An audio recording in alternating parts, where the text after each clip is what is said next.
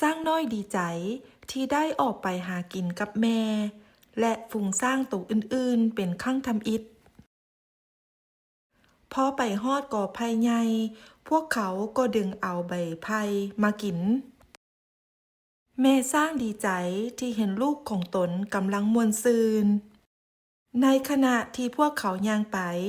สร้างน้อยเห็นแมงเต่าท้องบินอยู่ใกล้ๆมันสร้างน้อยยังตามแมงเต่าท้องมันพยายามไส้งวงจับแมงเต่าท้องแมงเต่าท้องพยายามบินหนีสร้างน้อยยังตามไปมันเลยเห็นต้นอ้อยสร้างน้อยเห็นกระต่ายกำลังแลน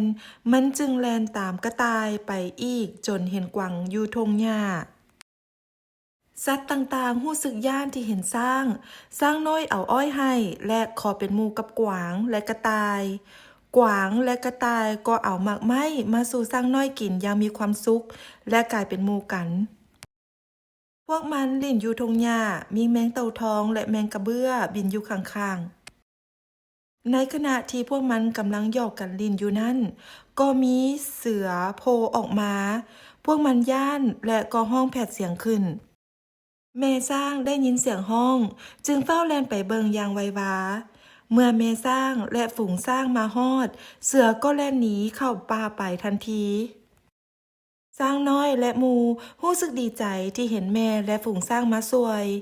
แม่ดีใจที่เห็นสร้างน้อยปลอดภัยและได้พบหมู่ใหม่แม่ว่าถ้าลูกไปลิ้นใส่ไก่